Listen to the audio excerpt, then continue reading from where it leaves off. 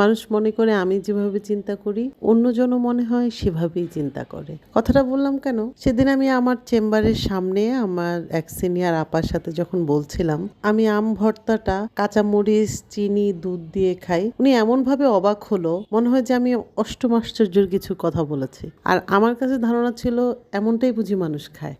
আসলে আমি টকটা একটু কম খাই দেখে আমি এভাবেই আম ভর্তা করি। তো আমি যখন আজকে বাসায় ছিলাম দুপুরবেলা, তো ভাবলাম যে আমি একটু আমের ভর্তা করি। প্রিপারেশন করছিলাম আম ভর্তাটা একটু সুন্দর করে প্রেজেন্ট করার জন্য বারান্দায় নিয়ে গেলাম। শুরু যখন করেছিলাম তখন তো ভালো রোদ টোদ ছিল, কিন্তু শুরু করতে করতে আস্তে আস্তে বাহিরের ওয়েদারটা এতটা মেঘলা হচ্ছিল, আমি যখন আমটা এভাবে কুটছিলাম খুব সুন্দর করে পাতলা পাতলা করে, তখন না বাহিরে এত সুন্দর মেঘের গর্জন। যেটা প্রথমে বলেছিলাম আমি আম ভর্তাটাতে খুব বেশি টক ঝাল খেতে পারি না, যে কারণে গুঁড়ো মরিচ লবণ দিয়ে যে মানুষ মেখে খায় সেটা খেতে পারি না। একমাত্র এই আম ভর্তাটা আমি এভাবে করেই করে খাই, অন্য কোনো ভর্তাই তেমন একটা খেতে পারি না। শুধু আমটার মধ্যে দুধ চিনি দিয়ে এভাবে আমার মনে হয় তো এটা অমৃত লাগে। যারা কখনো খান নাই একবার ট্রাই করে দেখবেন, আমার মনে হয় আপনাদেরও আমার মতো পছন্দ হবে। তো বাসায় ছিল না কেউ বলতে বাচ্চারা ছিল না, আমি ছিলাম, আমার সাহেব ছিল। তা আমি বারান্দায় বসে বসে একা একা ভিডিও বানাচ্ছি